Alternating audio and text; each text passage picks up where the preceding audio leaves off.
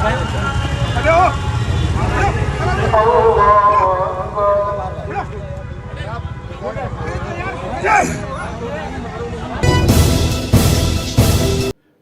की राजधानी में राष्ट्रपति महोदय के घर से कुछ ही किलोमीटर की दूरी पर मोदी की गारंटी वाले प्रधानमंत्री आदरणीय नरेंद्र मोदी के घर से और उनके कार्यालय से कुछ ही किलोमीटर की दूरी पर दिल्ली के मुख्यमंत्री के घर से और कार्यालय से कुछ ही किलोमीटर की दूरी पर देश के गृह मंत्री आदरणीय अमित शाह जी के घर से और ऑफिस से कुछ ही किलोमीटर दूर से एक ऐसा वीडियो आ रहा है जिसको देखकर न सिर्फ शर्म आ रही है बल्कि दुआ ये निकल रही है कि काश ये झूठा हो। बल्कि मैं अपील करता हूं कि सोशल मीडिया पर वायरल होने वाले इस वीडियो को बाकायदा ये घोषित किया जाए कि ये झूठा है, फेक है। ऐसा कोई वीडियो नहीं हुआ और ऐसी कोई घटना नहीं हुई। आपको भी शायद शर्म आ जाए, आपको भी शायद अफसोस हो कि हम 2024 में आधुनिक भारत में, विकसित भारत में, विश्व गुरु भारत में ऐसा वीडियो देख रहे हैं कि सजदे के अंदर कुछ लोग नमाज के अंदर है और एक कांस्टेबल, एक पुलिसकर्मी, एक पुलिस का ऑफिसर वर्दी के अंदर ठोकर मार रहा है, जूते से नमाजी के ठोकर मार रहा है। काश ये झूठ हो, काश ये फेक न्यूज हो, काश ये फेक वायरल वीडियो हो, मेरी दुआ है। लेकिन इस वीडियो को देखने के बाद आज कुछ सवाल करने का मन है, कुछ बातें करने का मन है। हालांकि उन बातों को करने से पहले यह डर लगता है कि बुलडोजर वाली सरकार कहीं बुलडोजर मेरे ऊपर भी ना चला दे, मेरे परिवार पर, मेरे भविष्य पर, मेरे बच्चों पर भी बुलडोजर ना चला दे। इसलिए मुझे डर लगता है, क्योंकि वीडियो देखने के बाद जो सवाल आ रहे हैं उन्हें करने का मेरा मन नहीं है, लेकिन सवाल जो मन में आ रहे हैं वो बड़े अजीब हैं। आपसे शेयर कर रहा हूं, सवाल नहीं कर रहा बल्कि अपने मन की व्यथा बता रहा हूं। मुझे डर लगता है कि सवाल करूंगा तो मेरे खिलाफ भी सख्त कार्रवाई होगी, जैसा कि बहुत लोगों के खिलाफ बुलडोजर चलाया गया, कानून से हटकर चलाया गया। कानून को अगर बात करें तो कहीं ना कहीं अलग रख के किया गया, इसलिए मुझे डर है। लेकिन सवाल क्या है मन में, ये जरूर मैं बताना चाहता हूं। सवाल नहीं कर रहा, आपसे सवाल शेयर कर रहा हूं।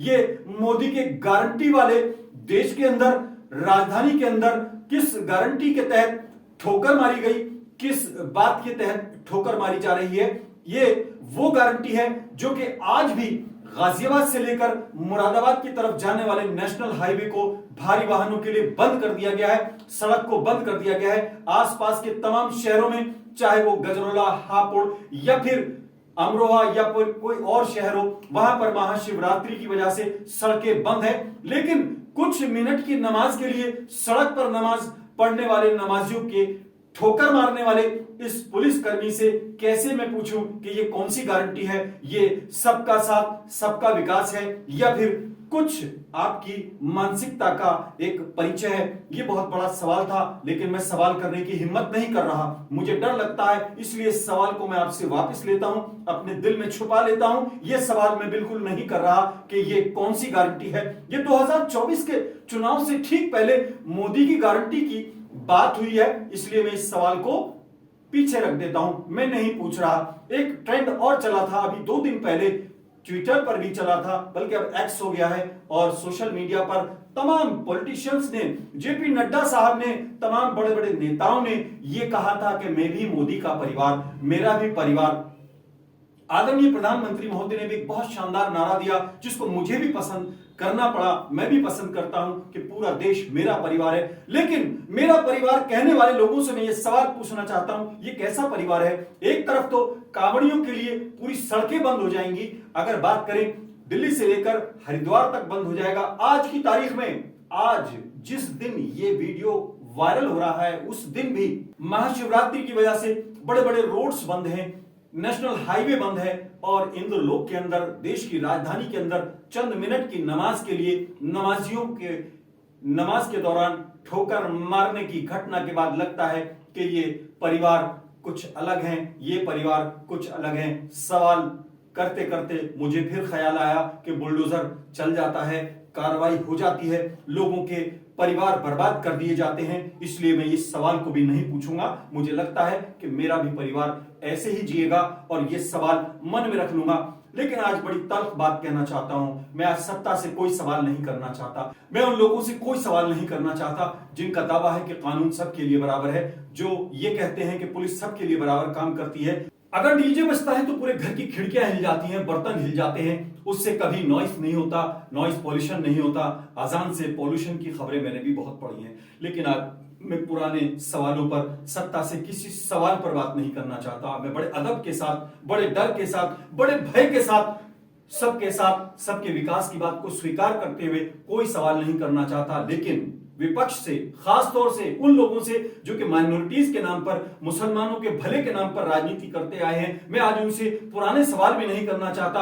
अतीक अहमद पर सवाल नहीं करना चाहता, आजम खान पर सवाल नहीं करना चाहता, किसी और पर सवाल नहीं करना चाहता। मैं सवाल आज की घटना पर करना चाहता हूं, बल्कि उनको बता देना चाहता हूं कि दिल्ली के अंदर, इंद्रलोक के अंदर जो ठोकर मारी गई है वो तुम्हारे भविष्य पर मारी गई है। विपक्ष, तुम्हारे भविष्य पर यह ठोकर मारी गई है, क्योंकि तुम लोग जब अपने वोटर को बहकाते हो, उसको लुभावने सपने दिखाते हो, फिर आप खामोश रहते हो। आपकी खामोशी चाहे मेरठ पर हो, चाहे मलियाना पर हो, चाहे मुजफ्फरनगर पर हो, चाहे आसाम पर हो, चाहे फिर किसी और मामले पर हो, आपकी खामोशी ने आपको वो ठोकर मारी कि आज आप विपक्ष की उस दर्जे को पाने को भी तरस गए हो जो कि लोकसभा के अंदर आपको मिलना था।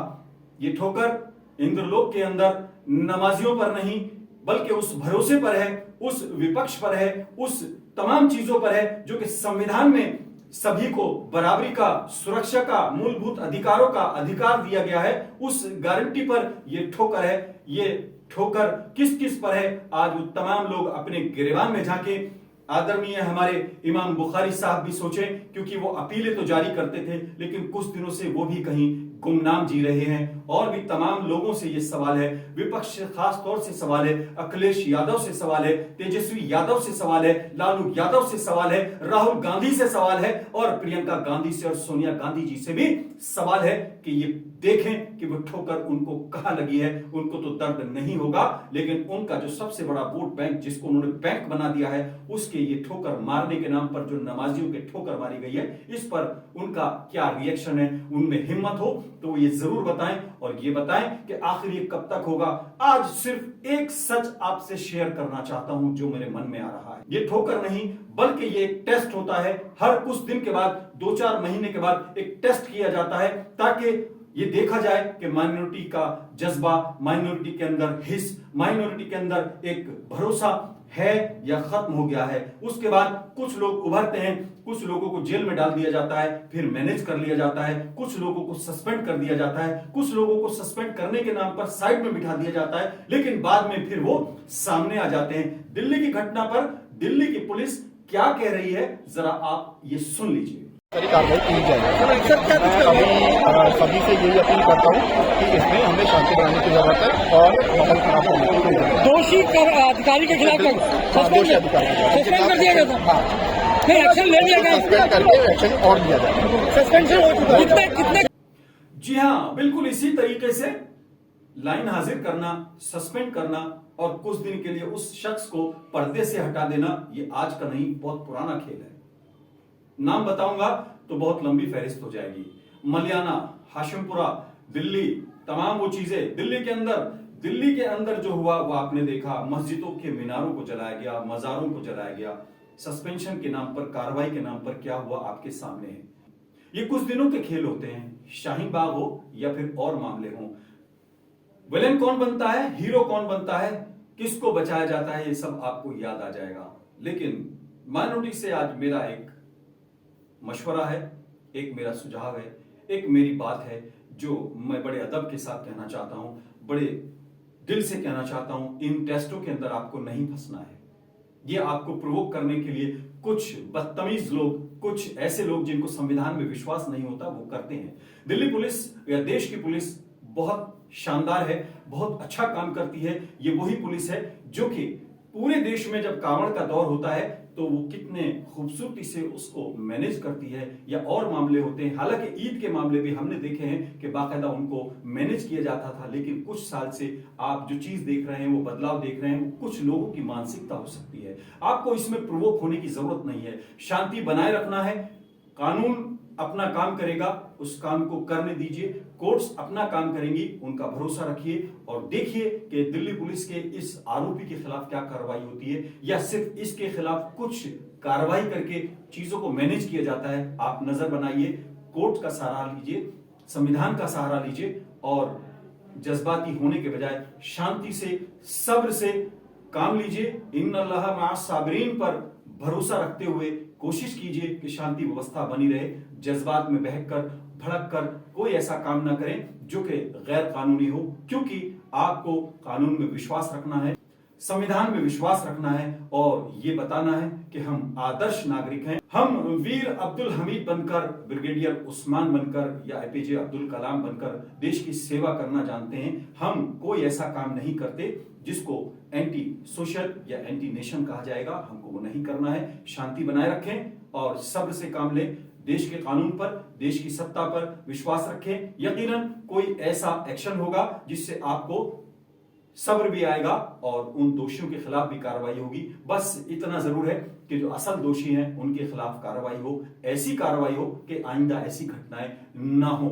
लेकिन सच्चाई यही है कि दुआ कीजिए कि कोई कार्रवाई ऐसी हो कि इस तरह के लोगों को सबक मिले और आगे ऐसी घटनाएं दोबारा ना हो सकें। आज फिलहाल इतना ही। अपने मेजबान आजाद खालिद को इजाजत दें। जय हिंद।